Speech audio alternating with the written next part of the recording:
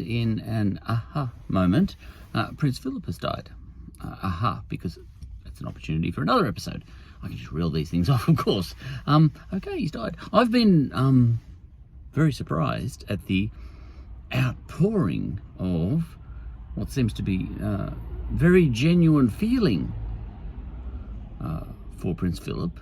I didn't know he was that consequential. I've listened to a few things, and in particular a few speeches he made years ago. He's a champion for various causes, and he seems like he was really smart. I don't think I've ever listened to him speak before. My guess is he's a lot brighter than some of the rest of his mob, the royal family. Yeah, I wouldn't be surprised if he's brighter than the Queen. I don't know if the Queen is even smart, because she's never really said anything as far as I can tell. But then again, I haven't listened to anything she said either, really.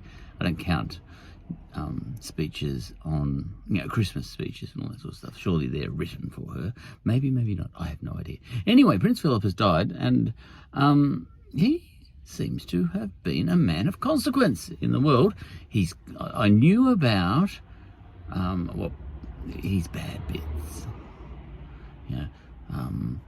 Like, for example, I think he went to New Guinea or something, or someone went to New Guinea, and Prince Philip remarked something like, "Did you get eaten?" Actually, if he had said that, that would have been funny, because he couldn't have been, because he was speaking to his, I like that sort of humour. And things like that, and someone he went to China or something and said, and there were some expat Brits there, and he said something like, "You'd better not stay here too long, you'll all end up slitty-eyed,"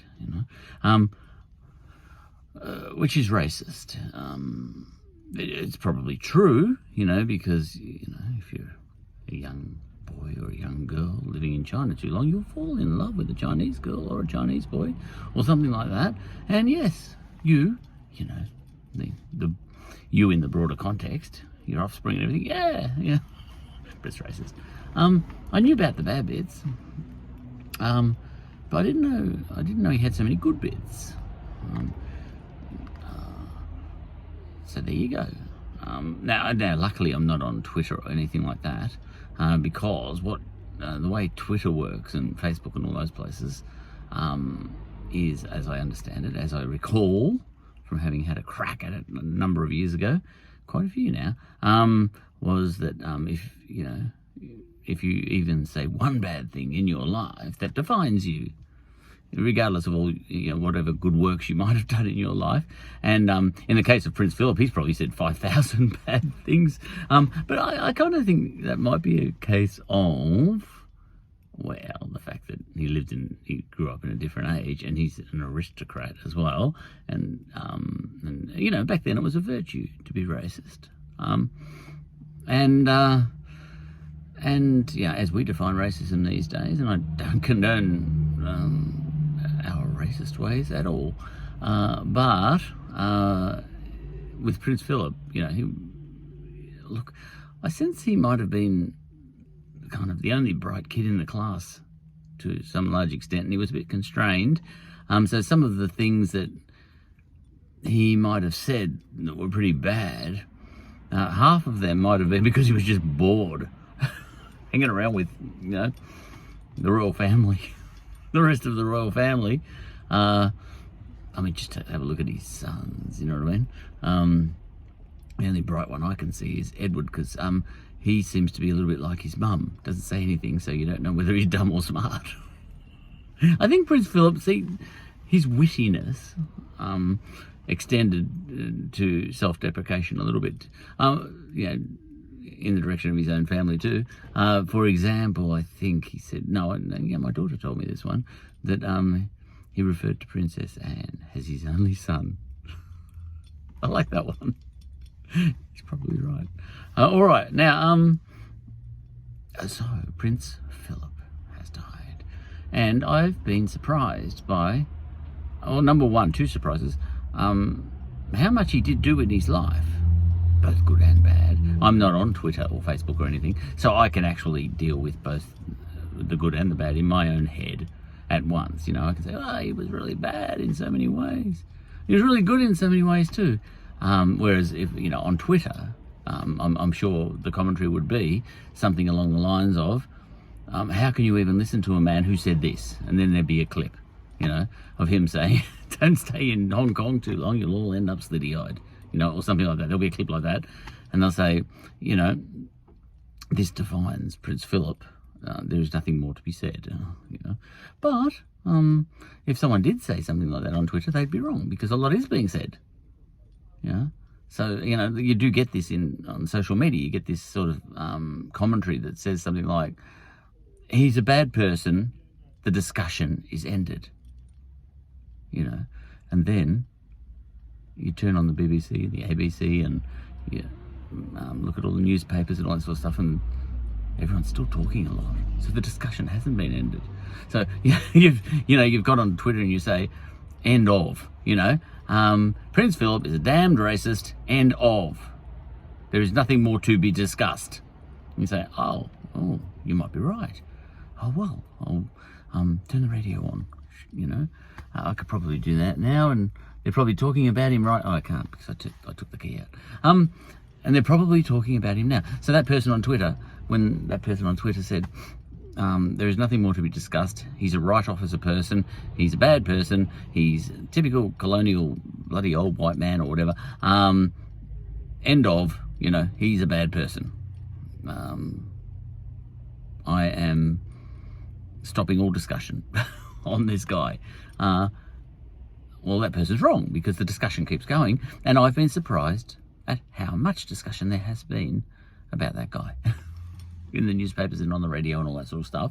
It reminds me of Black Lives Matter too, in a way, because I was surprised at the intensity of that, you know, the George Floyd thing and all that sort of thing. And now I'm surprised at the outpouring of emotion for Prince Philip. And I'm wondering if coronavirus has got something to do with this. You know, did coronavirus last year make BLM, Black Lives Matter, bigger than it would have been otherwise? You know, because everyone had been cooped up in their houses for 6 months. I know it's a very serious issue, and I was very serious about it too. I made some episodes about Black Lives Matter. But was Black Lives Matter bigger for the fact that coronavirus was up and about, and people were frustrated and had been repressed and held back? Stay in your houses, you know, wear your masks, stay back, stay back, stay back, stay down, shut up, shut up, shut up, shut up. And then that policeman or whatever, Derek Chauvin, how about that? I remember his name. Kneeled on the guy's neck and killed the guy by the look of it, and suddenly the explosion after that was huge, worldwide. Is it because the whole world was locked up and they were, you know, repressed and all that sort of stuff, and they just all you needed was a spark, you know? And do we have a reverse sort of thing happening, a reverse version of that happening with Prince Philip? You know. You know, for example, conservatives or royalists and all that sort of stuff, you know, people pining for the old England and all that sort of the empire, and, you know, shut up, shut up, shut up, don't talk about it, don't talk about it, they're all bad, royal family's bad, all that sort of stuff. You know, we need a colonial legacy and all that sort of thing, all of which is very true, you know, the history of colonialism and the legacy of which still exists in a rigged world economic and social system and all that sort of stuff. Yeah, very bad people. You know, the whole idea of European royalty is terrible, and all that sort of thing, you know. And is it the case that when you push people down, you know, don't talk about it, don't talk about it, don't talk about it, you're bad people, it's the whole culture of that is bad. And then something like this, you know, is the fact that everyone's been shutting up so much something to do with the fact that, you know, then it all explodes? And I really think that there's been more chat about Prince Philip than I would have expected. But what would I know? Right, now, now I made this episode just now, I'm finished now. I'm heading into the museum. We're going to study rocks, my children and I. My daughter's got a geology assignment, and my son he just wants to be a geologist. So we've come to the museum. They're waiting for me in the foyer. They're happy. Don't worry about that. I'm in Carlton. And what was I talking about? I forget. Oh, yes. All right. I've made this episode. and it's kind of finished already. But there's someone else who died on the same day, and his name's Run DMC or something, you know, that's DMX, not BMX. I've never heard of the guy, but he's a rapper, and he's around about my age. Now, same deal, I think. Now, for people in my socio-economic, demographic, cultural sort of milieu, you know, the Prince Philip thing's a big thing, you know. But for a whole other type of person, this guy Run DMC or BMX or whatever his name is, that would have been just as big a thing, and Prince Philip would be a nothing thing. And, you know, people on that side of the fence were probably thinking, you know, what's all this fuss about Prince Philip? You know, and to some extent, I bet you there's a fuss about this Run DMC guy. DMX, I think, rapper. And he died on the same day as Prince Philip. Now, this is just a coincidence, but I could have made this same episode. If I was an American and into rap and all that sort of stuff, and in a whole different, and I belonged to a whole different culture, I could have made that same episode I just made then about DMX guy. Because, you know, it's not about Prince Philip or DMX or anyone like that. You know, an episode like this, it's, I don't know what it's about. But he died too on the same day. And that's interesting in as much as if I wasn't me, I could have sort of said, this DMX guy. Okay, because I did see he's done some really bad things, you know, a little bit like Prince Philip's done some really bad things, because he's just a racist, colonial white guy and all that sort of stuff, and old too. So, you know, there's nothing redeeming about that, except for all the good things he did. Now, this Run DMX guy, BMX, DMX, same thing. What are we looking at there? Yeah, you could have done this whole episode the same thing. You could have said he's done all these bad things, you know, and someone like me might look at the list of bad things that this DMX guy has done. I don't know what it was. I saw animal cruelty there. As you know, did he go to jail for animal cruelty at one stage? That's not very nice. But he's in and out of jail for other things too. I don't know what he's done, drugs, bashing people, whatever he's done. Look it up yourself. I did see something, but I didn't read it very closely. But you can say, he's done all these bad things. But then I did see in the news and everything that a lot of people saying, oh wow, poor DMX, you know. So he must have done some good things as well. Beautiful inspiration of a guy and all that sort of stuff. Yet he's done all these bad things too. You know, there's some people, you know, one of his victims of whatever he did wrong that put him in jail in the first place are probably saying, that defines him. The fact that he did those bad things, it's unforgivable. I'm not even going to even talk about the good things he did. But, you know, if I was a big BMX fan, I might say, yeah, he did some bad things, and he didn't do them to me. He didn't bash me. You know, he didn't sell me drugs, and you know, he didn't sell my son drugs and get my son killed. So, you know, I think I love him because he did a lot of good things too, you know. A bit like Prince Philip, you know. Animal cruelty, for example. If I was an animal lover, I might say, I can't stand the way that DMX was cruel to animals. I don't know what cruelty he did, but apparently it was a big deal from what I saw. But then again, you know, Prince Philip, he shot a tiger in India once, and yet he was, but on the plus side of the ledger, you know, he was a champion for wildlife worldwide. You know, this is why. See, we're not on Twitter, so you could say he shot a tiger. You know, on Twitter you say he shot a tiger in India once, which is a really bad thing in my mind. But it was many years ago, back when that was done a lot more often. And then someone said, oh yeah, but he was also a champion for worldwide, you know, wildlife worldwide. Yeah, not listening, shot a tiger. Can't, you know, that's the end of the story. Same with, you know, DMX.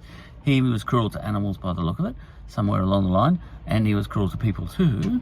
And, you know, you could say end of. Don't even hear about the rest of it. You know, he was a bad guy, you know, in his context, you know, or in my context, yeah. And, you know, you can say Prince Philip was a bad guy, and that's the end of it. You know? But I've been surprised that even when people do bad things, there can be an outpouring of very genuine emotion.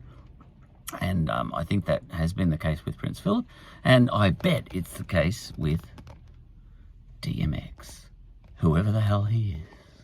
Never heard of him. But I have now. Sometimes you find out who people are once they die.